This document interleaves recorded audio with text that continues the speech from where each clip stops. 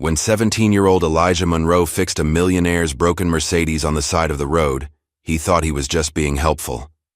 But the moment the man saw Elijah's pendant, his dead father's last gift, everything changed.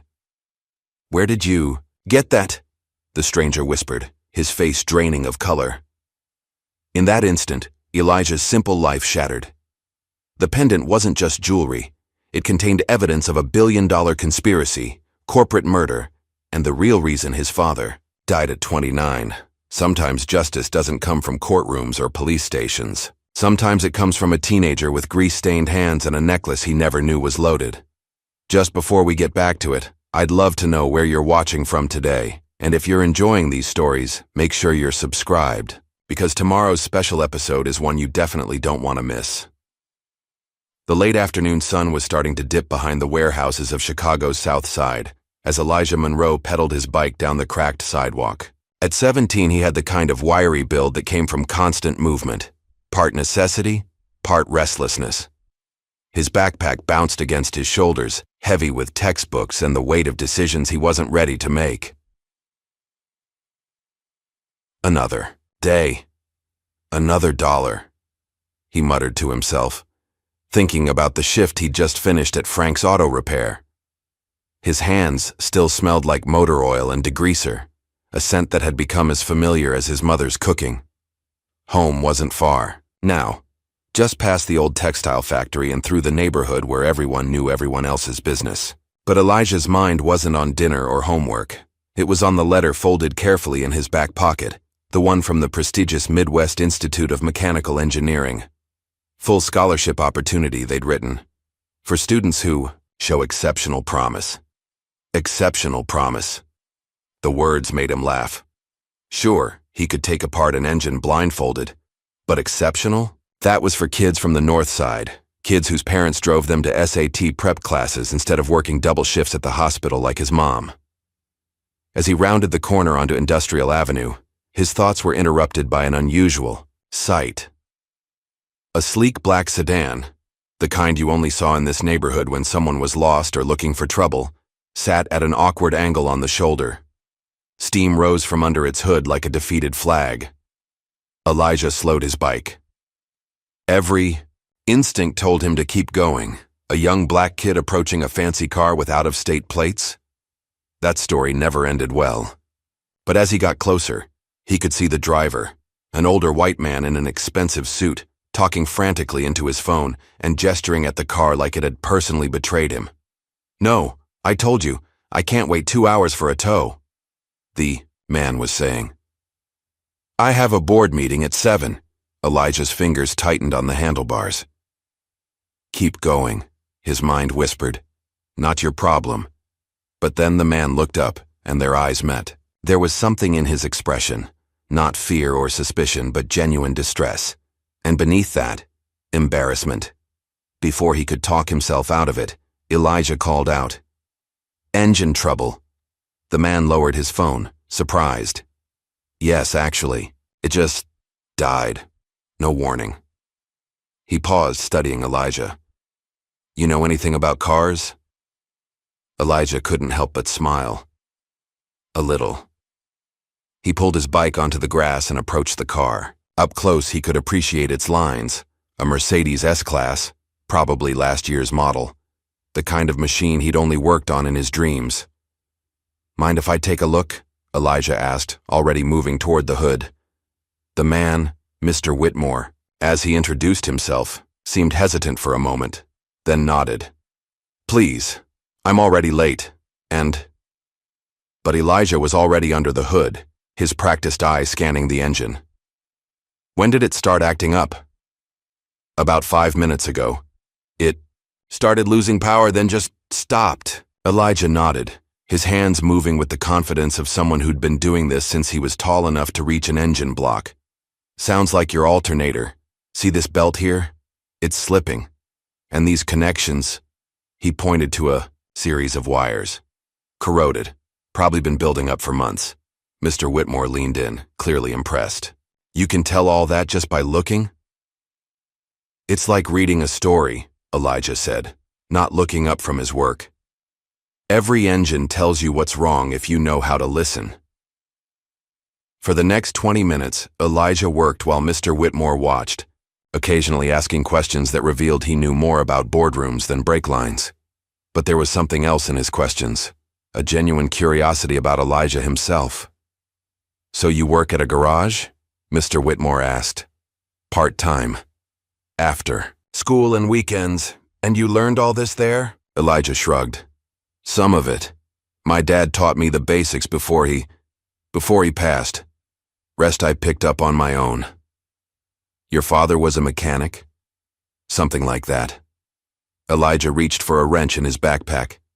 "He worked with machines. All kinds."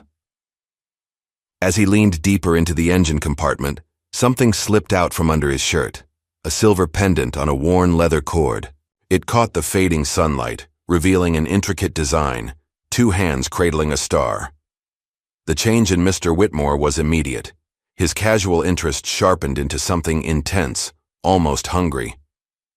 "That pendant," he said, his voice suddenly tight. "Where did you get that?" Elijah straightened, confused by the sudden shift in tone. He touched the pendant self-consciously. "This? It was my dad's. One of the only things I have from him." Mr. Whitmore's face had gone pale. He stared at the pendant like it was a ghost, his lips moving slightly as if trying to form words that wouldn't come. "Sir?" Elijah asked, growing uncomfortable. "You okay?" The older man seemed to shake himself back to the present. "Yes, It's just, that's a very unique design. I've seen it before, really." Despite his unease, Elijah was curious. "Where?" But Mr. Whitmore had already turned away, pulling out his phone again. "I should call my office. Let them know I'll be late." Elijah returned to the engine, but the moment had shifted something. The air felt charged, heavy with unspoken questions. When he finally got the car running again, a temporary fix involving some creative wire work and a prayer, Mr. Whitmore seemed almost distracted as he thanked him. "Here," the man said, pulling out his wallet. "Let me pay you for your time." "No need," Elijah said quickly. "Just doing what anyone would do." "Not anyone," Mr. Whitmore corrected. He held out a business card instead. "Andrew Whitmore, Whitmore Ventures. If you ever need anything, a recommendation, advice about that engineering program you mentioned." Elijah took the card, surprised. "How did you know about that?" Mr. Whitmore smiled, but it didn't quite reach his eyes. "You mentioned you were considering it while you were working. You should go. Don't let anything hold you back." As Elijah watched the Mercedes disappear down Industrial Avenue, he couldn't shake the feeling that something important had just happened, something bigger than fixing a stranger's car. He touched the pendant again, feeling its familiar weight against his chest. What was it about this old piece of silver that had shaken Andrew Whitmore so badly? The sun had set completely now, and the streetlights were flickering on. Elijah got back on his bike, but instead of feeling accomplished, he felt unsettled, like he'd just opened a door he didn't know existed. The smell of Carmen Monroe's famous chicken and rice filled their small apartment as Elijah walked through the door. His 8-year-old sister, Maya, was at the kitchen table, tongue stuck out, in concentration as she worked on her math homework. "You're late," his mother called from the stove, not turning around. "Frank keep you overtime again?" "No, Elijah hesitated, then decided to just say it. "I stopped to help someone with car trouble. This rich guy, his Mercedes broke down on Industrial." Carmen finally turned, wiping her hands on her apron. At 42, she still had the same determined, set to her jaw that Elijah saw in his own mirror every morning. "Rich guy? In our neighborhood?" "Yeah, he was lost, I think. But Ma, the strangest thing happened." Elijah dropped his backpack and moved to the sink to wash his hands. He saw Dad's pendant and just froze. Asked me where I got it. The wooden spoon clattered against the pot. Carmen's whole body had gone rigid. "Ma, why were you wearing that thing?" Her voice was sharp, almost angry. "I told you to keep it in the drawer. I always wear it, you know that." Carmen turned back to the stove, but Elijah could see the tension in her shoulders. "That pendant brings nothing but questions we don't need. Put it away. Questions about what? About Dad? Elijah. The warning in her voice was clear. Leave it alone. But he couldn't. Not now. After dinner, while Carmen helped Maya with her homework, Elijah retreated to his room. He pulled out the old shoebox from under his bed, his collection of his father's things. 2 photographs, a few tools, some papers that meant nothing to him. He studied the photos again. In one, his father stood proudly next to some kind of machine, the pendant visible at his throat. In the other, David Monroe was shaking hands with 2 other men in what looked like a warehouse. One man's face was turned away from the camera, but there was something familiar about his build, his posture. Elijah opened his laptop and typed Andrew Whitmore into the search bar. The results made him sit back in surprise. This wasn't just some rich guy. Andrew Whitmore was a legitimate millionaire, a venture capitalist who'd made his fortune investing in tech startups and engineering patents. Exceptional promise, Elijah muttered, remembering the letter from the engineering program. He clicked through more articles, reading about Whitmore's investments, his company, his reputation for finding innovative talent. A soft knock interrupted his research. Maya peeked around the door. Eli, can you help me with my science project? Sure, Squirt. He closed the laptop, but his mind was still racing. Why would someone like Andrew Whitmore recognize his father's pendant? The next morning at Frank's Auto Repair, Elijah found it hard to concentrate. He kept replaying yesterday's encounter, the way Whitmore's face had changed when he saw the pendant. Earth to Elijah! Frank's gruff voice cut through his thoughts. That transmission isn't going to fix itself. Sorry, Frank. Elijah forced himself to focus, but his hands moved automatically while his mind wandered. His phone buzzed just before lunch. An email from an address he didn't recognize. He opened it, nearly dropping the phone when he saw the signature. Andrew Whitmore. Elijah, I wanted to thank you again for your help yesterday. Your knowledge of mechanical systems is impressive. I'm hosting a private technology demonstration this Saturday at the Palmer House Hotel. I think you'd find it interesting given your obvious talents. Consider this a personal invitation. Best regards, Andrew Whitmore. Elijah read it 3 times, his heart racing. A tech demonstration? At the Palmer House? That was the kind of thing kids from his neighborhood only saw in movies. Yo, Eli. His best friend Luis appeared in the garage doorway, basketball under one arm. Lunch break. You coming? They sat on the bench outside, sharing sandwiches while Elijah showed Luis the email. This the same guy you helped yesterday? Luis asked, suspicious. The one who freaked about your dad's necklace? Pendant, and yeah. Luis shook his head. I don't know, man. Rich white dude suddenly interested in you, inviting you to fancy hotels, sounds sketchy. Or it sounds like an opportunity. Elijah touched the pendant absently. What if he actually knew my dad? What if this is my chance to learn something? Learn what? Your pops died when you were little. Sometimes the past should stay buried. But Luis didn't understand.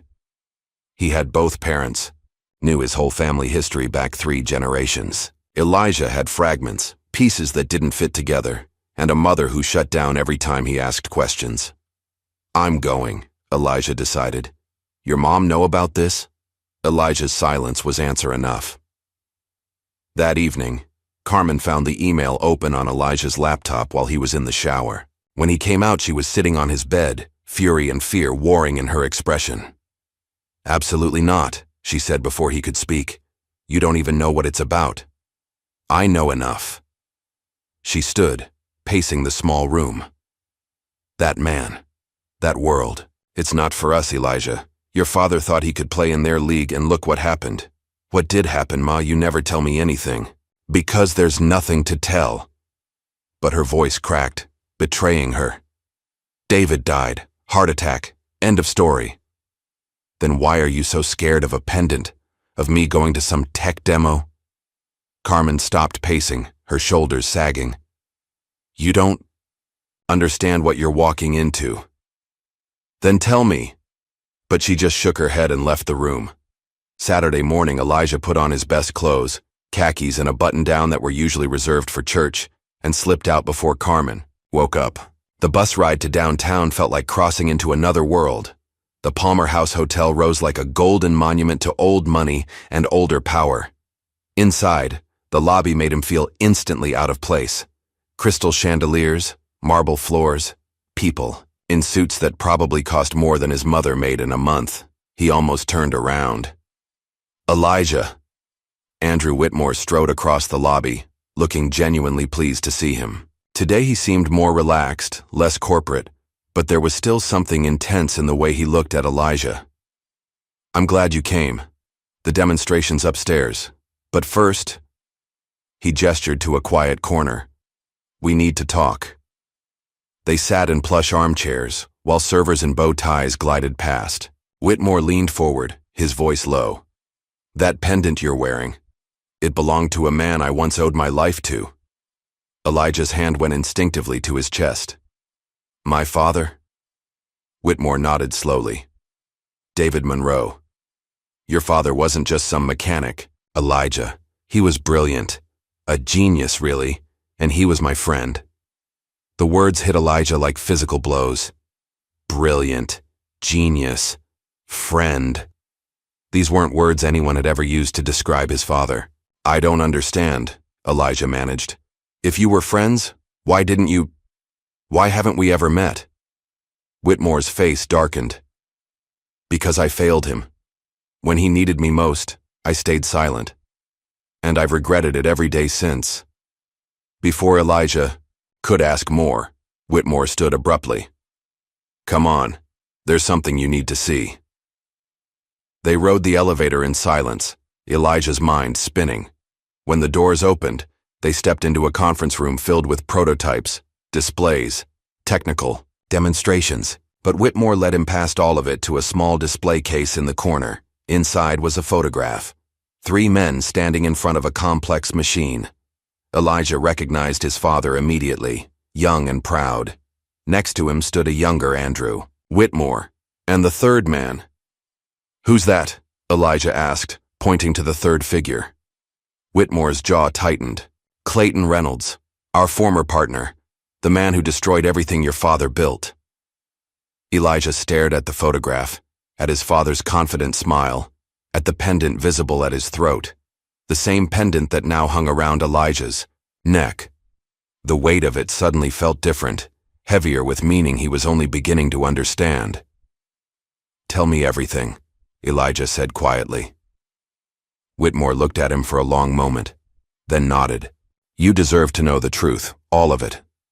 As the tech demonstration continued around them, ignored and forgotten, Andrew Whitmore began to tell Elijah about David Monroe, the inventor, the visionary, the man who died with secrets that were finally coming to light. Outside the Palmer House, storm clouds were gathering over Chicago. But inside, in that quiet corner, the real storm was just beginning. The afternoon sun cast long shadows across the Palmer House conference room as Andrew Whitmore pulled out a worn leather portfolio. His fingers trembled slightly as he opened it, revealing photographs and documents that had been hidden away for nearly 2 decades. "Your father and I met at MIT," Whitmore began, his voice heavy with memories. "Spring of 1999. I was struggling with advanced thermodynamics, and David was already designing systems that wouldn't become mainstream for another decade." Elijah leaned forward, studying a faded photograph of 2 young men in a cluttered laboratory. His father, David Monroe, looked impossibly young, wearing a lab coat and that same confident smile Elijah had seen in the few pictures they had at home. "We were assigned as lab partners for our senior project," Whitmore continued. "I suggested we build something safe, something that would guarantee us a good grade. David wanted to revolutionize industrial safety monitoring. He won that argument." "What did you build?" "A mechanical stress detection system that could identify microscopic fractures in metal before they became dangerous." The professors were impressed. The industry was skeptical. But David didn't care about skepticism. He cared about potential. Whitmore flipped to another photo. After graduation, we pooled our savings, all $3,000 of it, and rented this tiny garage in Boston. Monroe Whitmore Technologies. God, we were naive. What changed? Success, Whitmore said simply. David's designs worked better than anyone imagined. We got our first contract with a small auto parts manufacturer. Then Boeing came calling. Within 2 years, we had 40 employees and more orders than we could handle. He pulled out a newspaper clipping. Young inventors strike gold with revolutionary safety technology. That's when Clayton Reynolds entered our lives. Whitmore's expression darkened. He was a venture capitalist, specialized in defense technology. He saw what David was creating and wanted in, offered us $10 million in funding. Did you take it? David was hesitant. He'd grown up poor, like you, and was suspicious of easy money. But I convinced him. I thought I was being smart. Reynolds seemed legitimate. He had connections, experience, everything we lacked. Whitmore showed Elijah another photograph. 3 men in expensive suits standing in front of a gleaming office building. Innovative Systems Technologies, our new company. Reynolds insisted on the rebrand, said Monroe Whitmore sounded like a law firm. My father agreed to this? He was focused on the work. As long as he could keep inventing, keep improving his designs, he didn't care what name was on the door. That was his first mistake. Mine was trusting Reynolds with the business side completely. Whitmore stood and walked to the window, looking out over Chicago's skyline. Your father's technology evolved rapidly. What started as simple stress detection became something extraordinary. Sensors that could predict structural failures. Days before they happened, prevent catastrophic accidents, save lives. That sounds amazing. It was. Until Reynolds started pushing for military applications. He saw dollar signs. Defense contracts worth hundreds of millions. He wanted to modify David's sensors for weapons guidance systems, target acquisition, battlefield surveillance. What did my father say? He refused. Absolutely refused. Said his work was meant to preserve life, not take it. They had terrible arguments. Reynolds would scream about missed opportunities, about competitors getting ahead. David would quietly go back to his lab and keep working on civilian applications. Whitmore returned to his seat, pulling out a thick folder marked Confidential. Then, we discovered what Reynolds had been doing behind our backs. He'd been filing patents on variations of David's designs, small modifications that could be weaponized, using shell companies to sell prototypes to defense contractors. He'd built an entire shadow business based on your father's work. Without permission? Without knowledge. When David found out, Whitmore shook his head. I'd never seen him so angry. He confronted Reynolds in front of the entire board, said he'd rather destroy every prototype than let them be used for killing. What happened? Reynolds had been preparing for this. He'd structured our contracts, our patents, everything to give him control. Worse, he had leverage on me. Some bad investments I'd made, debts I couldn't pay. He threatened to destroy us both unless David signed over his rights. But my father didn't sign. No, he vanished instead. One night he cleared out his lab, took his most important research, his prototypes, everything, left me this note. Whitmore handed Elijah a piece of paper, creased from years of folding and unfolding. Andy, I'm sorry, but I can't let him win. What we created was meant to help people, not hurt them. I've taken what matters most. Keep the pendant safe. If something happens to me, make sure my family gets it. There's more to it than you know. David. The pendant? Elijah touched his chest where it hung. He gave it to me that last day, said it was important. But after he disappeared, I searched everywhere for him. 3 weeks later, I got word he'd died. Heart attack, they said. You didn't believe it. David was 29, healthy, no history of heart problems. But I had no proof of anything else. Reynolds took over the company completely, pushed me, out within 6 months. I've spent 20 years wondering if I could have done something different. Elijah studied the older man's face, seeing the guilt etched in every line. What happened to my father's research? The stuff he took? I assumed. It was lost. Until today when I saw you wearing that pendant. They sat in silence for a moment before Elijah asked, "Do you think Reynolds had my father killed?" "I can't prove anything, but Clayton Reynolds is now worth $15 billion, and every cent came from technology your father invented. You can draw your own conclusions." That evening, Elijah confronted his mother. Carmen was in the kitchen, stirring a pot of soup with more force than necessary, while Maya did homework at the table. "Maya, go to your room," Elijah said. "But I'm not. Done. Now." His tone must have conveyed the seriousness because Maya gathered her books without argument. Once they were alone, Elijah placed the business card on the table. Andrew Whitmore, Dad's old business partner. The spoon clattered against the pot. Carmen gripped the counter, her knuckles white. "Why didn't you tell me?" Elijah demanded. "Why did you let me think Dad was just some mechanic?" Carmen turned, and Elijah was shocked to see tears in her eyes. His mother never cried. "Because knowing the truth got your father killed," she said quietly. The words hung in the air like smoke. "Mama, what really happened?" Carmen sank into a chair, suddenly looking older than her years. "Your father was brilliant, Elijah. But brilliance isn't always enough in this world. He thought if you were smart enough, worked hard enough, played by the rules." She shook her head. "He didn't understand that men like Clayton Reynolds don't play by rules. Whitmore told me about the company, about the patents." "Whitmore."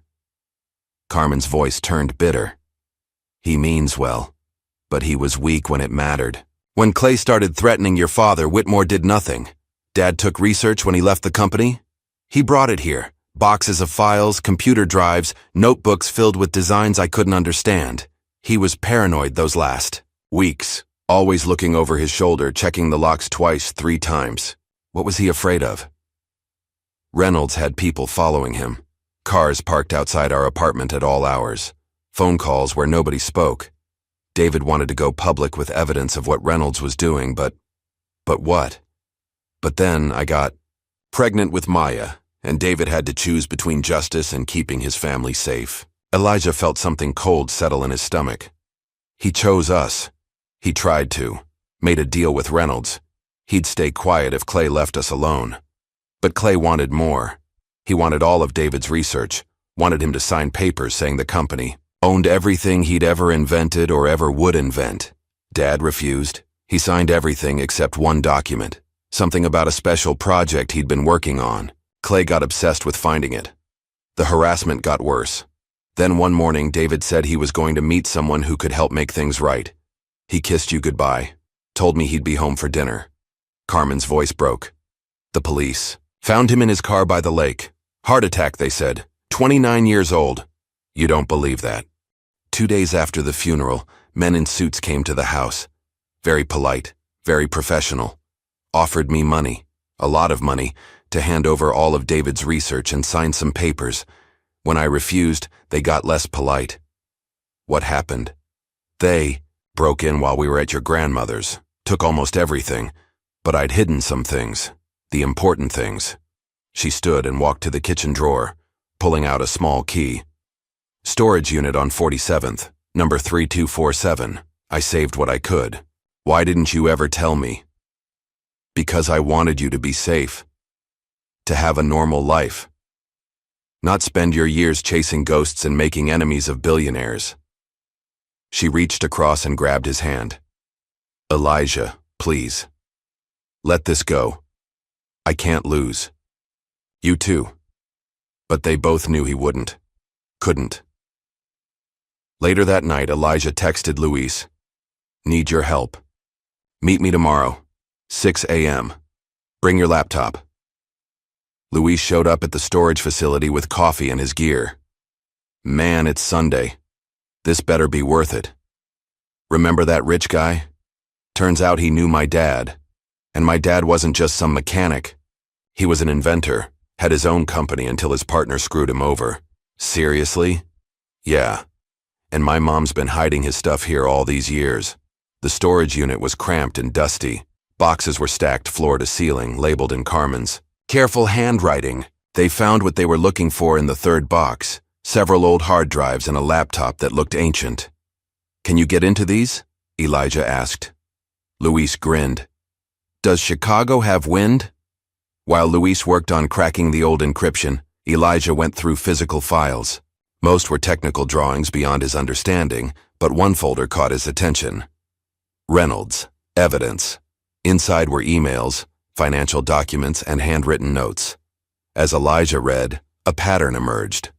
Reynolds had been systematically stealing David's designs, filing patents through shell companies, selling to defense contractors without David's knowledge.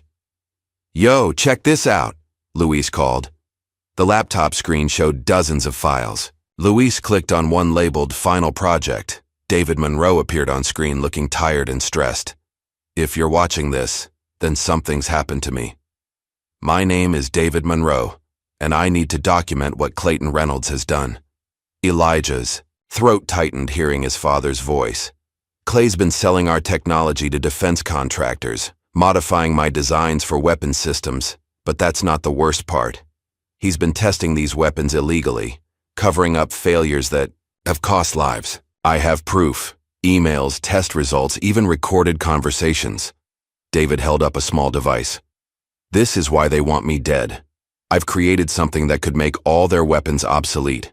A resonance neutralizer that can detect and counteract the frequencies used in modern guidance systems.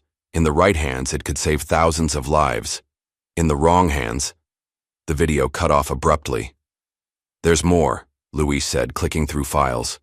Blueprints, test results, even recorded. Phone calls. "Your dad was building a case. Why didn't he use it? Maybe he didn't get the chance." Elijah's phone buzzed. A text from Whitmore. "Found something. Reynolds just filed new patents last week, based on your father's work.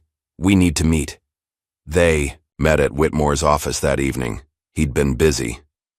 "I still have contacts in the industry," Whitmore explained. "People talk. Reynolds has been developing something big, a new weapons platform based on technology that sounds exactly like what David was working on." "The neutralizer?" "No, the opposite. He's weaponized David's detection system, turned it into the most advanced targeting platform ever created. The Pentagon's already placed orders worth $2 billion. We have to stop him." "How?" "He's got lawyers, politicians, probably half the defense industry in his pocket. We go public, release everything." Whitmore shook his head. "It's not enough. These files are 20 years old. Reynolds will claim they're fake, that David sold him the rights legitimately. We need current evidence."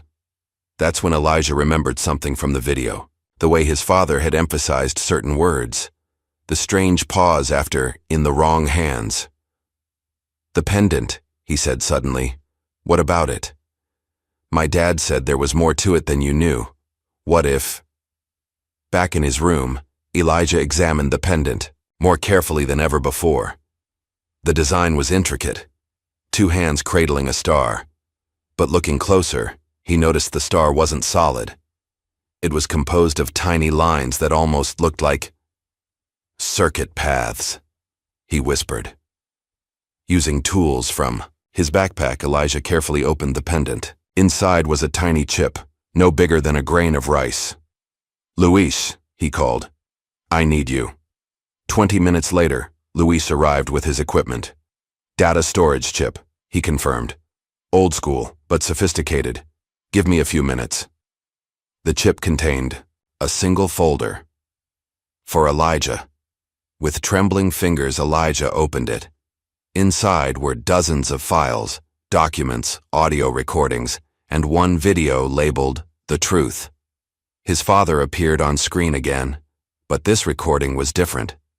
He was sitting in what looked like their old apartment. Elijah recognized the faded wallpaper. "Hello, son. If you're watching this, you're old enough to understand. And if you found this message, you're smart enough to have figured out the pendant's secret." Elijah felt tears welling up. "By now, you know about Reynolds and what he did. But there's more. Clay wasn't just stealing my patents. He was selling them to people who used them for terrible things. Weapons that killed innocent people. Surveillance systems used by dictators. I tried to stop him legally, but he owned judges, politicians, even police."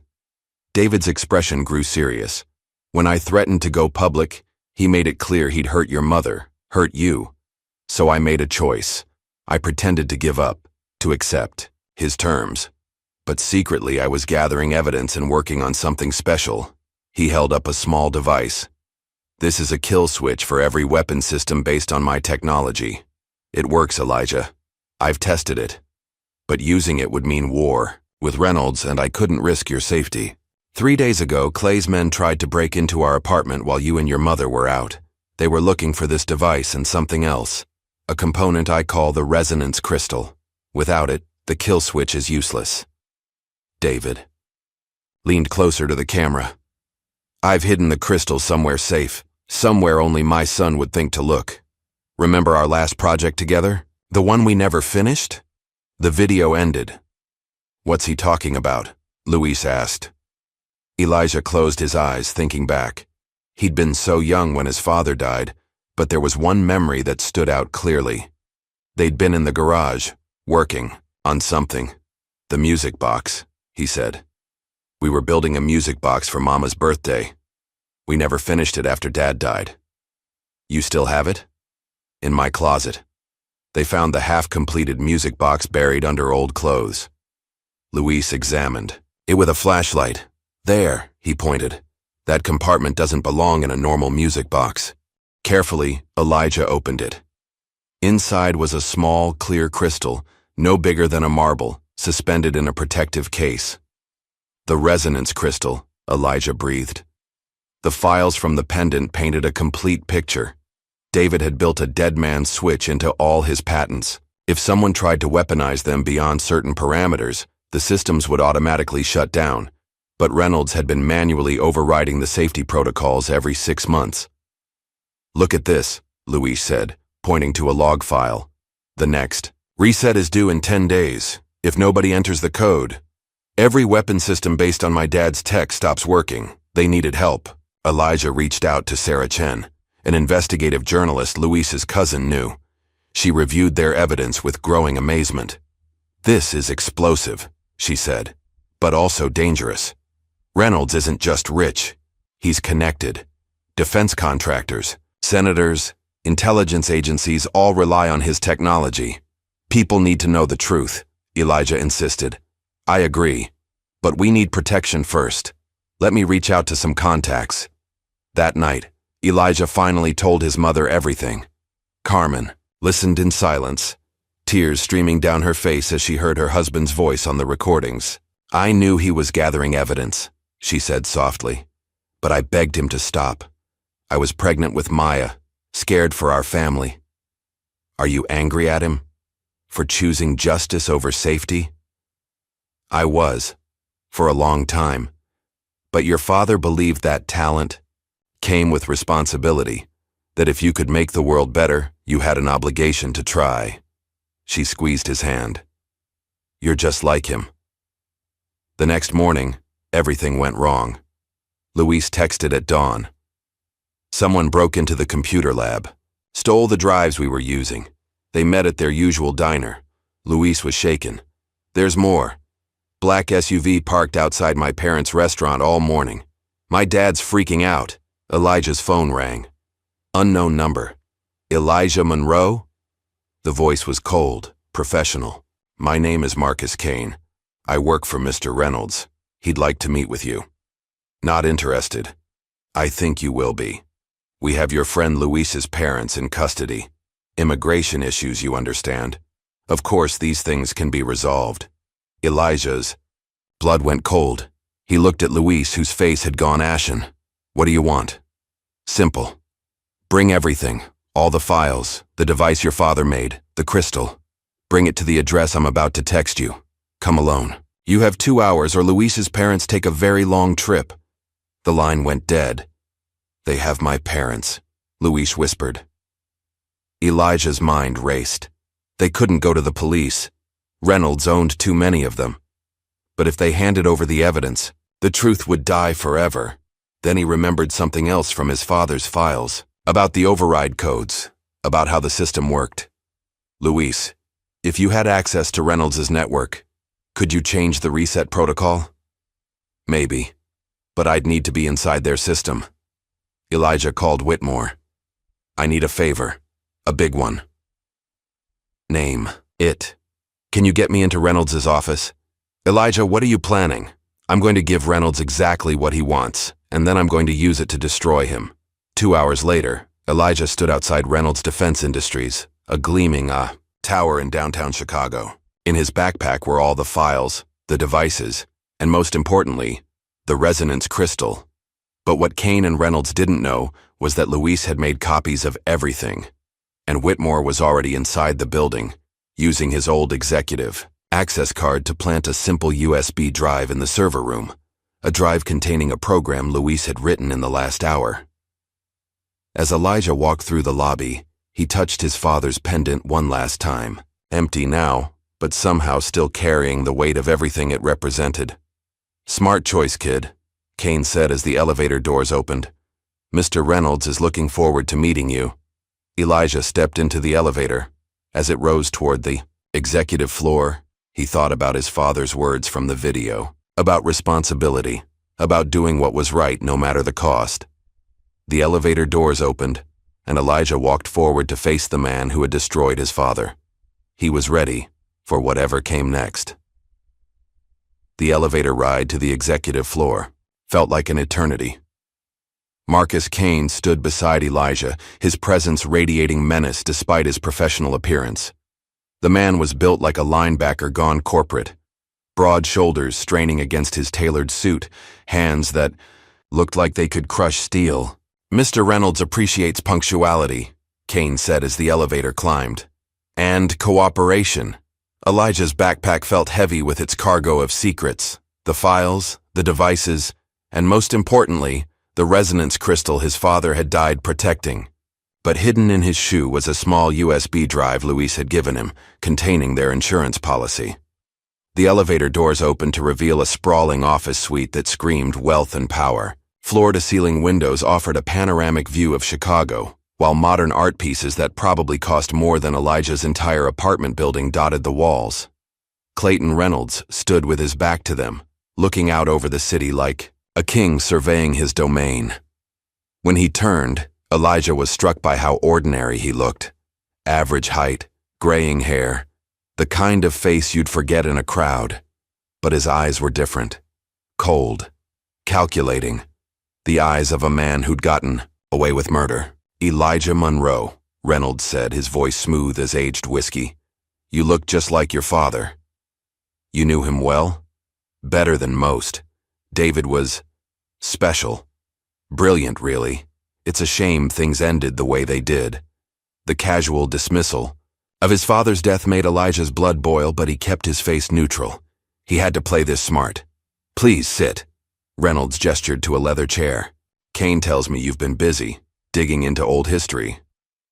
I found some of my father's things. Got curious. Curiosity, Reynolds smiled, but it didn't reach his eyes. Your father had that too. Always asking questions, always pushing boundaries. But sometimes, Elijah, it's better to let sleeping dogs lie. Is that a threat? It's advice. From someone who's been in this game a long time. Reynolds walked to his desk, pressing a button. A screen lowered from the ceiling, displaying financial charts. Do you know what your father's biggest mistake was? Elijah remained silent. He thought small. Saw his inventions as tools for safety, for prevention. I saw their true potential. Thanks to your father's genius and my vision, Reynolds Defense Industries is now the third largest defense contractor in the country. We've saved thousands of American lives. By taking thousands of others? Reynolds' smile faltered for a moment. The world isn't black and white, son. Your father never understood that. I think he understood perfectly. That's why he tried to stop you. The room's temperature seemed to drop several degrees. Reynolds leaned back in his chair, studying Elijah like a specimen under glass. What exactly do you think you know? I know you stole his patents, sold his technology to the highest bidder, had him followed, threatened, and when he wouldn't play ball. Elijah let the accusation hang in the air. Reynolds laughed, a sound like ice cracking. You've been watching too many movies. Your father had a heart condition. Tragic, but hardly unusual. He was 29. These things happen. Reynolds stood, walking to a cabinet. He poured amber liquid into 2 glasses. But we're not here to discuss ancient history. You have something that belongs to me.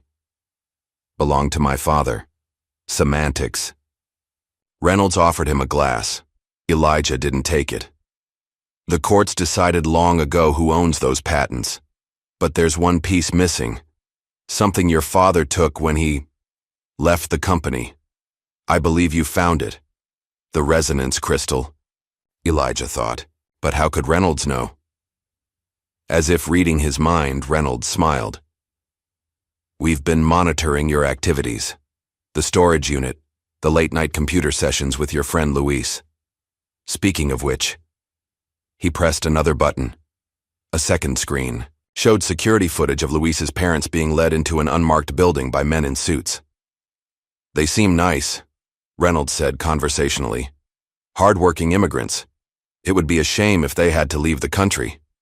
Elijah's hands clenched into fists. Let them go. Of course, as soon as you give me what I want. Everything your father took, including the crystal. There it was.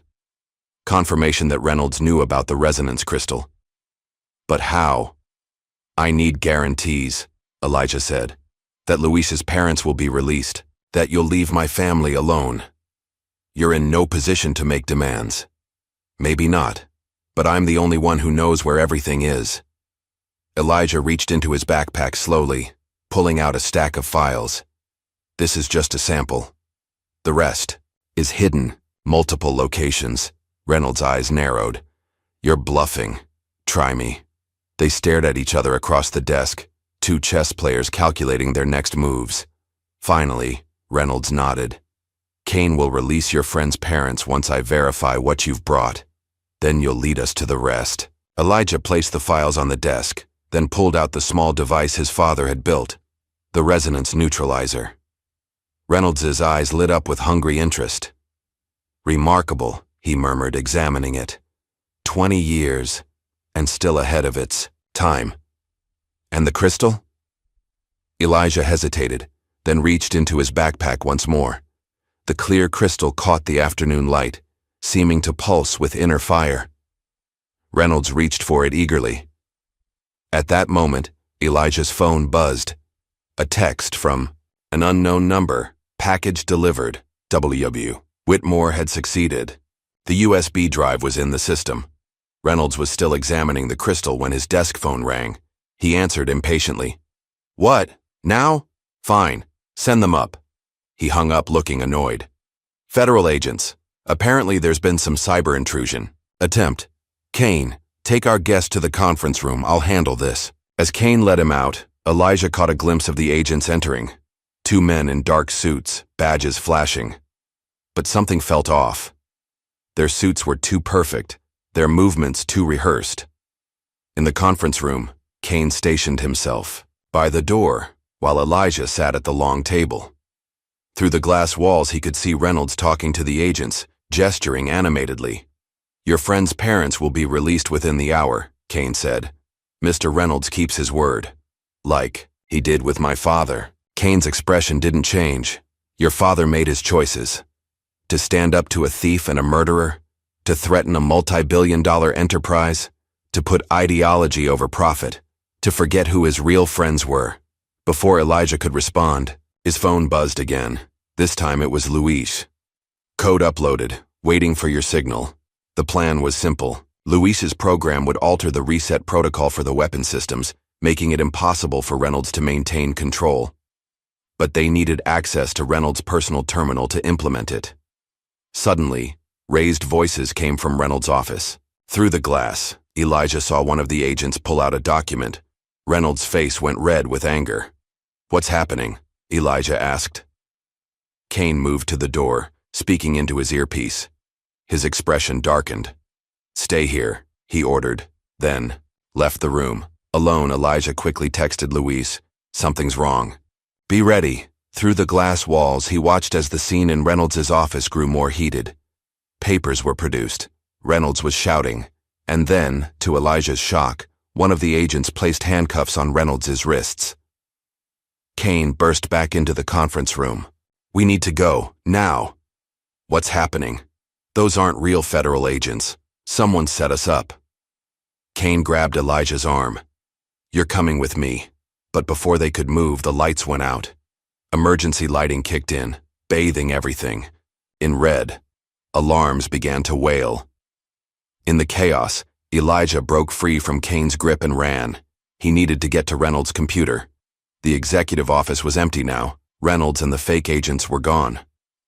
Elijah dove for the desk, plugging in the USB drive from his shoe. Come on," he muttered as the program uploaded. Kane appeared in the doorway. "Stop!"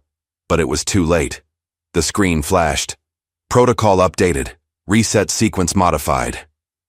Kane advanced, reaching for his weapon. Elijah grabbed the resonance crystal from Reynolds' desk and held it up. "You need this, right? For the weapons to work?" "Don't do anything stupid, kid. My father wasn't stupid. He was trying to save lives. Your father was naive, just like you." Elijah backed toward the window. Maybe. But he was also right. Security. Guards appeared behind Kane. Elijah was trapped. But then his phone buzzed one more time. "Whitmore. Look outside." Through the window, Elijah saw news vans pulling up to the building. Reporters were already setting up cameras. Someone had leaked the story. Kane saw it too. His face hardened with decision. "Give me the crystal. Last chance." "You want it?" Elijah held it up. "Come get it." He threw the crystal against the window with all his strength. The safety glass cracked but held.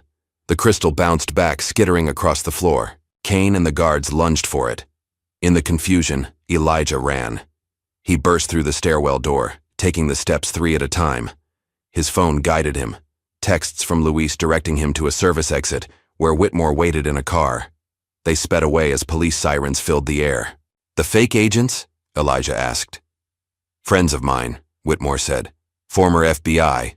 They won't hold Reynolds long, but long enough for the story to break." "Luis's parents?" "Already safe. My people got them out 20 minutes ago." Elijah slumped in, his seat, exhaustion hitting him. But it wasn't over. Not yet. That evening, they gathered at Whitmore's office. Elijah, Luis, Carmen, Sarah Chen, and Whitmore himself. The journalist had her laptop open, typing furiously. "The story's already getting traction," she said. "Reynolds' corpse stock is plummeting. 3 senators are calling for investigations." "But we still don't have enough," Whitmore said. "Reynolds will claim the evidence was fabricated. His lawyers will bury this." "Not if we can prove he's been manually overriding the weapon safety protocols," Luis said. "The program I uploaded. We'll force him to try to reset them within 48 hours. When he does, we'll have real-time proof." "He still has the crystal," Elijah pointed out. "Actually," Carmen spoke up, reaching into her purse. "He has this." She pulled out an identical crystal. Elijah stared. "Mama? You think I'd let you walk into that man's office with the real one? Your father made 2. This is cubic zirconia. Pretty, but useless." For the first time in days, Elijah laughed. His mother had been playing chess while everyone else played checkers. "So we wait," Whitmore said.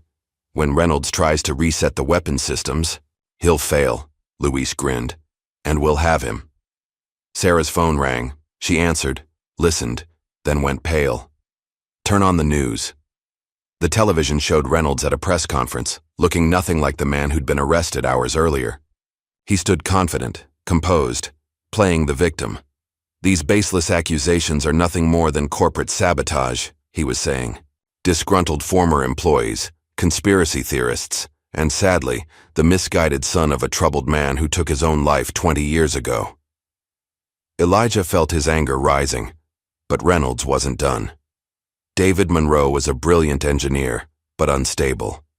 He suffered from paranoid delusions, believed the government was after him. His suicide was tragic, but not surprising to those who knew him well. "That lying piece of—" Carmen started. "Wait," Sarah held up her hand. "Look at his tie clip." They leaned closer to the screen. The tie clip glinted in the camera flashes and picked up audio beautifully. He's wearing a wire, Whitmore realized. This whole press conference is being recorded. By who? Elijah's phone buzzed. Unknown number. He answered cautiously. Enjoying the show? It was Kane. What do you want? To offer you a deal. Mr. Reynolds is willing to be generous. Very generous. All you have to do is walk away. Not interested. $20 million. Clean money. And a guarantee of safety for everyone you care about. The room had gone silent. Everyone was watching Elijah. You can't buy the truth, Elijah said. Can I? Check your friend Luis's bank. Account. Luis pulled out his phone, his face going ashen. There's $5 million in my account. A down payment, Kane said. There's more where that came from. All Luis has to do is admit he fabricated the evidence. Take the fall. He's young, first offense, probably won't even serve time. Luis was staring at the phone screen, his hands shaking. $5 million. His parents could buy a house. His sisters could go to college. Luis, Elijah said quietly. Don't. But Luis wasn't looking at him. He was looking at his phone, at the number that could change his family's life forever. I need time to think, Luis said finally. You have until morning, Kane replied. Choose wisely. The line went dead. The safe house felt like a pressure cooker about to explode. Luis sat in the corner, staring at his phone, while the others argued about their next move. The $5 million in his account seemed to pulse on the screen, like a heartbeat. We stick to the plan, Whitmore insisted. When Reynolds tries to reset the weapon systems, if he tries, Sarah interrupted, he might know it's a trap. He has to try, Elijah said. Without the reset, billions in defense, contracts become worthless in 9 days. Luis still hadn't spoken. His phone kept buzzing. Texts from his parents, his sisters, cousins he hadn't heard from in years.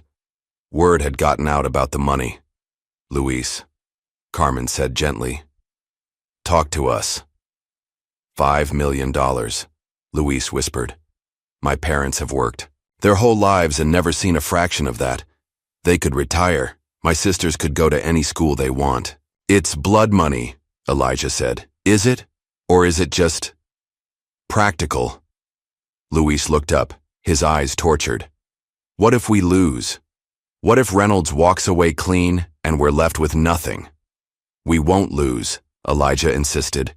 We have the evidence, the crystal. Evidence can be discredited. Crystals can be stolen, but $5 million.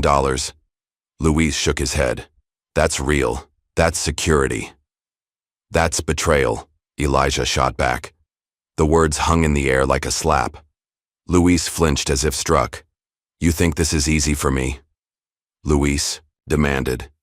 You think I want to? He stopped, running his hands through his hair. I need some air. He left the room. Through the window, they watched him pace the parking lot, phone pressed to his ear. He's calling them, Sarah said quietly. He won't turn, Elijah said, but uncertainty colored his voice. Luis wouldn't do that. But even as he spoke, doubt crept in. $5 million was life-changing money, and Luis's family had sacrificed so much. An hour passed, then 2. Luis remained outside, a lone figure in the parking lot. Finally, as midnight approached, he came back in. I need to check something, he said, not meeting anyone's eyes. He went to his laptop, began typing, rapidly. Luis. Elijah moved closer. Just give me a minute. Luis's fingers flew over the keyboard. Code scrolled across the screen, the program they'd uploaded to Reynolds' system. Then Elijah saw it. A small change in the code, barely noticeable, unless you knew what to look for. What did you do? Luis kept typing. Nothing, just checking for bugs. But Elijah knew his friend's tells, the slight tremor in his voice, the way he wouldn't make eye contact. You modified the code. The room went silent. Luis's fingers stilled on the keyboard. Luis, Carmen said softly. What did you do? Finally, Luis looked up. His eyes were red, filled with tears. I'm sorry. The words hit Elijah like a physical blow. No. They threatened my parents' citizenship, said they'd find violations, get them deported. My sisters were born here, but my parents... Luis's voice broke. I can't. Let them be separated. So you sold us out, Elijah said coldly. I made it look like a glitch. The program will still work, just not the way we planned. Reynolds will be able to reset the systems, but it'll look suspicious. We can still use that. To do what? Give him a slap on the wrist while he keeps making billions from my father's stolen work? Eli, please understand. Understand what? That you chose money over justice? That you betrayed everything we've worked for? Luis stood abruptly. Not. Everyone can afford to be noble, Eli. Not everyone has the luxury of principles when their family's on the line. My father died for his principles. And look where it got him. The words echoed in the sudden silence. Luis immediately looked stricken. Eli, I didn't mean... Get out. What? You heard me. Take your money and get out. Luis looked around the room, seeking support, but found only disappointed faces. Even Sarah, who understood the complexities of compromise better than most, couldn't meet his eyes. I'm sorry, Luis whispered again, then gathered his things and left. As the door closed behind him, Elijah felt something inside him break. Luis had been his best friend since second grade. They'd shared everything, dreams, fears, hopes for the future. And now? We're compromised, Whitmore said grimly. If Luis gave them access to our plans, he wouldn't, Elijah started, then stopped. An hour ago, he would have sworn Luis would never betray them at all. We need to assume the worst, Sarah said. Change locations, alter our strategy. As they hurriedly packed up, Elijah's phone buzzed. A text from Luis. Check your email. I'm sorry. Against his better judgment, Elijah opened his email. There was a message from Luis with an attachment. They made me forward this to Kane, the message read. But I made a copy first. Use it, please. The attachment was a video file. Elijah played it, and Reynolds appeared on screen. But this was different from his public persona. He was in what looked like a private office, speaking to someone off camera. The Monroe kid has to be handled, Reynolds was saying. Just like his father. Make it look like an accident. Gang violence, maybe. Nobody will question another dead black kid from the South Side. The room went deathly quiet. My God, Carmen whispered. There's more, Elijah said, fast-forwarding. The video showed Reynolds meeting with various people, discussing bribes, cover-ups, and most damningly, the murder of David Monroe. I want it to look natural, Reynolds said in one clip. Heart attack. He's young, but these things happen. Dr. Morrison knows what to do. Luis recorded this? Sarah asked. No, Elijah realized. He found it in Reynolds' own files. The idiot was keeping blackmail material on himself. Or someone was keeping it on him, Whitmore suggested. Either way, this changes everything. But even as hope rekindled, Elijah felt the sting of betrayal. Luis had given them this evidence, yes, but he'd still modified the code, still taken the money. What do we do now? Carmen asked. We adapt, Sarah said.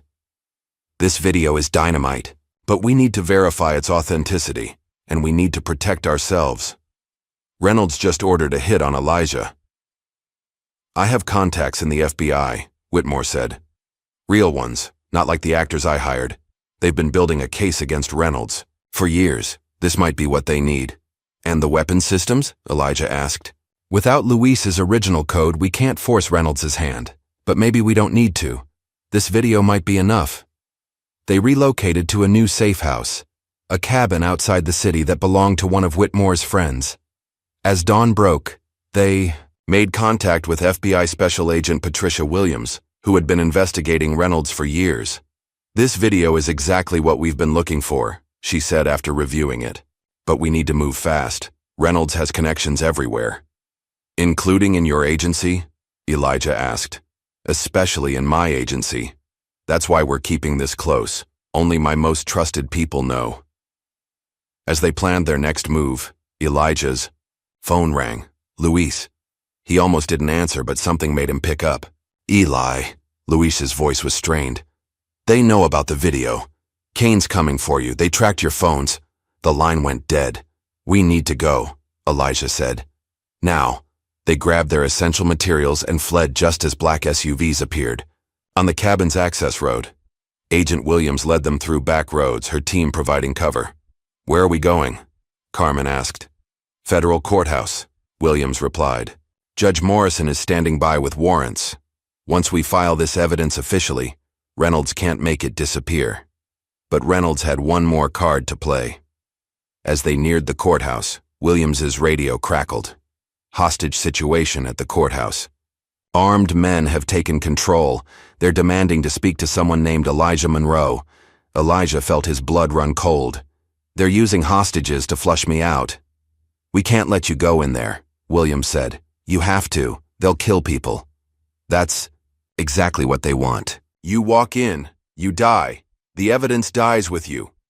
But Elijah was already forming a plan. Not if we're smart about it. He outlined his idea quickly. It was risky, possibly suicidal, but it might work. 30 minutes later, Elijah walked into the courthouse alone, hands raised. Kane waited in the lobby surrounded by armed men and terrified hostages. Smart boy, Kane said. Where's the evidence? Safe. Let the hostages go, and I'll tell you. Not how this works. Kane raised his weapon. Last chance. You're right, Elijah said. It's not how this works. At that moment, every screen in the courthouse lit up. The video of Reynolds played on loop, his confession, his orders for murder, his casual discussion of bribes and cover-ups.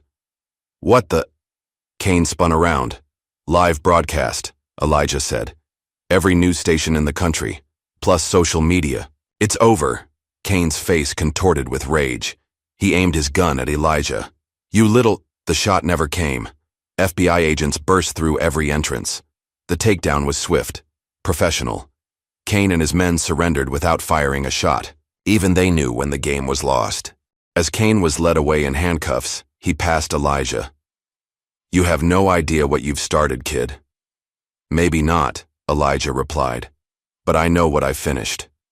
Hours later, as the sun set over Chicago, Elijah stood outside the courthouse with his mother, Whitmore, and Agent Williams. Reynolds had been arrested at his mansion, caught trying to flee the country. The weapons systems were being shut down globally, their safety protocols permanently engaged. Your father would be proud, Carmen said, squeezing Elijah's hand. I know. Elijah touched the pendant at his neck, filled once again with its hidden chip. But it's not over. There's still the trial, the lawsuits. Let tomorrow worry about tomorrow, Whitmore said. Today, David Monroe's son did what his father couldn't. You brought down an empire. As they talked, a familiar figure approached hesitantly. Luis stood at the edge of the courthouse steps looking uncertain. I testified, he said quietly. Gave back the money. Told them everything. Elijah studied his former best friend. The betrayal still stung, might always sting. But he also understood the impossible position Luis had been in. Your parents? Elijah asked. Safe. The FBI's protecting them. Eli, I don't. Elijah held up his hand. Not yet. Maybe someday, but not yet. Luis nodded, understanding. Some wounds needed time to heal. Some betrayals, even those born of love and fear, left scars that lasted. As Luis walked away, Elijah felt his mother's arm around his shoulders. You did good, baby, she said. Your daddy's watching, and he's smiling. Above them, the first stars were appearing in the evening sky. Elijah touched his pendant one more time, thinking of his father, of justice delayed but not denied, of truth that refused to stay buried. The war wasn't over. But today they'd won a crucial battle, and sometimes that was enough. Tomorrow would bring new challenges, new battles. But tonight, under the stars his father had once shown him how to find, Elijah Monroe allowed himself a moment of peace. He'd kept his promise. He'd finished what his father started, and somewhere he knew David Monroe was finally at rest. The federal courthouse had become a makeshift war room. FBI agents worked alongside tech specialists, sifting through decades of Reynolds Defense Industries files, while Elijah sat with Agent Patricia Williams, reviewing the video evidence that had brought an empire to its knees. "Your father was meticulous," Williams said, studying the documents. "This recording alone has phrases we've been trying to prove for years. But there's something bothering me." "What's that?" "How did your father manage to record Reynolds saying these things? Some of these conversations happened in secured locations, Reynolds' private office, his home study, places that were regularly swept for bugs." Elijah frowned. It was a question he hadn't considered in the chaos of recent events. He pulled out his laptop and began examining the audio files more carefully. The quality was too good, too clear for a hidden microphone, and the angles in the video footage. These weren't recorded secretly, Elijah realized. Reynolds was recording himself. Why would he do that? Insurance or leverage? Elijah's mind raced. My dad was brilliant with electronics. What if he didn't plant bugs in Reynolds' office? What if he modified Reynolds' own security system to create these recordings? Williams leaned forward. Keep going. Reynolds is paranoid. He'd want recordings of every meeting in case someone tried to blackmail him or renege on a deal. But my dad could have programmed the system to create a separate archive, one Reynolds didn't know about. Hidden in plain sight, Williams mused. Brilliant. But how did these recordings end up in Reynolds' own files where Luis found them? Before Elijah could answer, his phone rang. The caller ID showed unknown, but something made him answer. Elijah. Monroe? The voice was elderly, refined. My name is Dr. James Morrison. I believe it's time we spoke about your father. Elijah's blood ran cold. Dr. Morrison, the name Reynolds had mentioned in the recording. The doctor who was supposed to make David's death look natural. What do you want? To clear my conscience. I'm dying, Mr. Monroe. Cancer. I have weeks, perhaps days. Before I go, I need to tell someone the truth about what happened to your father. Elijah looked at Williams, who was already signaling her agents to trace the call. I'm listening, Elijah said. Not over the phone. FBI headquarters. 1 hour. I'll turn myself in. I want immunity for what I'm about to reveal. Not for me, but for my daughter. She knew nothing about any of this. The line went dead. An hour later, Dr. Morrison sat across from Elijah in an FBI interview room. He was frail, his skin papery, but his eyes were sharp with intelligence and regret. I was Reynolds' personal physician, he began. Also his fixer when medical situations arose. But your father was different. I'd never been asked to kill anyone before. But you did it. Anyway, no. Morrison's answer surprised everyone. I refused. Reynolds was furious, threatened my medical license, my family. But I couldn't do it. I took an oath to do no harm. Then how did my father die? Reynolds had backup plans. There was an experimental drug, something developed for the CIA during the Cold War. Undetectable, mimics a natural heart attack perfectly. He had someone else administer it, someone who worked in the restaurant where your father had his last meal. Elijah felt sick. His father had been poisoned during lunch, probably never even knew what hit him. But that's not why I'm here, Morrison continued. I'm here because of what happened after. Reynolds was paranoid about loose ends. He kept recordings of everything, including the meetings where he planned your father's murder. I knew where. He hid these recordings, and you took them? I copied them. I've been moving them around for 20 years, keeping them safe, waiting for the right moment. When I heard about your confrontation with Reynolds, I knew it was time. I'm the one who made sure those recordings ended up where your friend Luis could find them. Williams leaned forward. You've been playing a long game. The longest.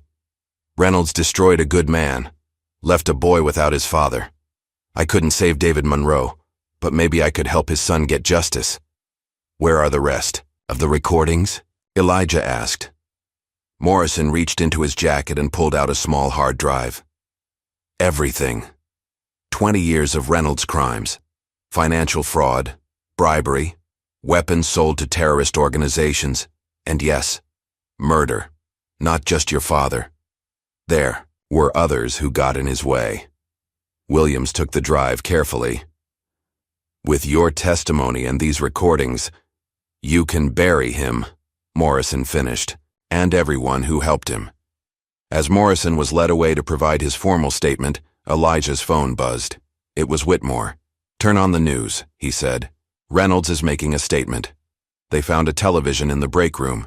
Reynolds stood outside his mansion, flanked by expensive lawyers, looking every inch the persecuted businessman. "These allegations are part of a coordinated attack on American industry," he declared. "Foreign agents working with domestic terrorists have fabricated evidence to destroy one of this nation's vital defense contractors. I call on all patriotic Americans to see through this deception." "He's trying to spin this as espionage," Williams muttered, but Reynolds wasn't finished. "I have evidence that Elijah Monroe has been in contact with Iranian intelligence, that the technology his father stole was intended for our enemies. This isn't about justice, it's about treason." Elijah felt his anger rising. "He's lying." "Of course he is," Williams said. "But he's got media contacts, political allies. He's trying to muddy the waters, make this about national security instead of his crimes." Elijah's phone buzzed again. This time it was Luis. "You need to see this," Luis said when Elijah answered. "Reynolds isn't just making random accusations. He's got manufactured evidence, fake emails, doctored photos. He's been preparing for this." "How? Do you know?" "Because Kane tried to get me to create some of it. Before I turned on you guys. He wanted me to hack your email, plant evidence. I refused, but someone else must have done it." Elijah felt the walls closing in. Reynolds was fighting back with everything he had. "Luis, where are you?" "Outside. I want to help. I know I messed up, but come in, we need you." 20 minutes later, Luis was in the FBI's cybercrimes unit, his fingers flying over a keyboard as he traced the fake evidence back to its source. "Got it," he said finally. "The forgeries came from a server farm in Nevada, shell company owned by, surprise, surprise, a subsidiary of Reynolds Defense Industries." "Can you prove it?" Williams asked. "Better. I can show you the metadata proving when these files were created, all within the last 48 hours, and I can trace the payment for the server farm directly to Reynolds' personal accounts." Elijah watched his friend work, seeing the determination in Luis's eyes. The betrayal still stung, but Luis was trying to make things right. "There's something else," Luis said. "Before everything went down, I installed a backdoor in Reynolds' network. I can still access their internal communications." "That's illegal," Williams pointed out. "So is murder," Luis shot back. "Look, Reynolds is planning something. His private security force is mobilizing, and there are messages about securing the secondary site." "What secondary site?" Luis pulled up a schematic. "Underground facility in Wisconsin. Off the books, not on any official company records, but I found references to it in the encrypted files." Elijah studied the layout. "It's a bunker. He's planning to run." "Not just run," Luis corrected. "Look at these inventory lists. Weapons, servers, communication equipment. He's setting up a command center." Williams was already on her phone. "I need surveillance on a location in Wisconsin. Possible fugitive situation." But Elijah was thinking about something else. The resonance crystal. The real one his mother had kept hidden. Reynolds still thought he had it, but without it, his weapon systems would eventually shut down. "He's going to try to reverse engineer the crystal," Elijah realized. "That's why he needs the command center. He's going to try to break my father's encryption before the systems fail." "Then we need to stop him," Williams said. "No," Elijah said firmly. "I need to stop him. This started with my father, and it's going to end with me." Williams shook her head. "I can't authorize a civilian. You don't have to. I'm not asking for permission." Before anyone could stop him, Elijah was moving. He grabbed his backpack, checking that the real resonance crystal was still secure in its hidden compartment. "Eli, wait!" Luis called after him. Elijah paused at the door. You coming or not? Luis didn't hesitate. Let's finish this. As they raced toward Wisconsin, Elijah's phone rang. It was Sarah Chen.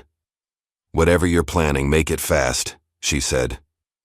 Reynolds just gave another interview. He's claiming the video evidence is deep-faked, that you're part of a conspiracy to destroy American defense capabilities. Some people are buying it. Let them. We're about to make it impossible for him to keep lying. The Wisconsin facility was hidden beneath a renovated industrial complex. As they approached, they could see Reynolds' security forces setting up a perimeter. How do we get in? Luis asked. Elijah smiled grimly. The same way my father would have. Through the back door he built into every system he ever designed. Using a tablet, Elijah accessed the facility's environmental controls. David Monroe's hidden signature was there, buried in the code after 20 years. Dad always said every castle needs a secret entrance, Elijah murmured as he input a sequence. Around the facility, ventilation fans reversed, alarms misfired, and security doors unlocked randomly. In the chaos, Elijah and Luis slipped inside. They found Reynolds in a sterile laboratory, surrounded by technicians working frantically on equipment. The fake resonance crystal sat in a testing chamber, inert and useless. It's over, Reynolds, Elijah announced. Reynolds spun around, his mask of composure cracking. You arrogant little... Do you have any idea what you've done? The systems I control protect this country. The systems my father designed save lives. You turned them into weapons. Your father was a dreamer who didn't understand how the world works. My father understood perfectly. That's why he built safeguards into everything he created. Elijah held up the real resonance crystal. Without this, your entire weapons network shuts down in 3 days, and I'm the only one who knows how it works. Reynolds' face went purple with rage. Give it to me. No, but I'll make you a deal. Confess, publicly, to everything. The theft, the murders, all of it. Do that, and I'll show you how to convert the weapon systems back to their original purpose. Saving lives instead of taking them. You expect me to destroy myself? You already did that when you killed my father. This is just making it official. For a moment it looked like Reynolds might physically attack him. Then his shoulders sagged. I had no choice, he said quietly. Your father was going to ruin everything. The contracts, the money, the power. You had every choice. Elijah cut him off. You chose wrong. FBI agents flooded the facility. Williams had followed them, bringing backup. As Reynolds was led away in handcuffs, he looked back at Elijah. Your father would be proud, he said bitterly. I know, Elijah replied. 6 months later, Elijah stood in the cemetery, fresh flowers in his hand. The headstone was simple. David Monroe, inventor, father, hero. Hey, Dad, Elijah said softly. Thought you'd want to know what's been happening. He knelt, placing the flowers carefully. Reynolds got life without parole. 14 counts of fraud, 3 counts of murder, and about 50 other charges. His whole network came tumbling down. Turns out when you squeeze people hard enough, they start talking to save themselves. A breeze rustled through the trees and Elijah smiled. Luis and I started a non-profit with Sarah. We're exposing corruption, helping whistleblowers. He's still trying to make up for, but we're getting there. Forgiveness takes time. Footsteps approached. Carmen joined him, placing her own flowers beside his. The ceremony's about to start, she said gently. They walked together to the nearby community center, where a crowd had gathered. A banner read, Grand Opening, the David Monroe Innovation Center. Whitmore stood at the podium, looking healthier than he had in years. The guilt that had weighed him down was finally lifting. David Monroe believed that technology should serve humanity, not the other way around, Whitmore told the crowd. This center will carry on that vision, providing resources and mentorship to young inventors who want to change the world. Applause filled the room. Elijah spotted familiar faces. Agent Williams, now heading a task force investigating defense contractor corruption. Dr. Morrison's daughter, who had become an advocate for corporate accountability. even some of Reynolds's former employees who had chosen conscience over complicity. Luis approached, looking nervous. "Ready for your speech?" Elijah nodded. Their friendship was still healing, but they were working on it. Trust, once broken, had to be rebuilt, brick by brick. Taking the podium, Elijah looked out at the crowd. In the front row sat Maya, now 9, wearing a t-shirt that read Future Engineer. "My father used to tell me that we don't inherit the earth from our ancestors. We borrow it from our children," Elijah began. He believed that with great talent comes great responsibility, that if you can make the world better, you have an obligation to try. He touched the pendant at his throat, no longer hiding secrets, but worn proudly as a symbol of justice achieved. David Monroe died protecting that belief. But ideas don't die. They pass from one generation to the next, growing stronger, with each telling. After the ceremony, Elijah gave tours of the center. The main workshop was filled with state-of-the-art equipment, all of it configured with safety protocols based on David's original designs. "The resonance crystal technology is being adapted for civilian use," Elijah explained to a group of students. "Earthquake detection, structural integrity monitoring, even early warning systems for tsunamis." One young girl raised her hand. "Is it true you brought down a whole evil corporation by yourself?"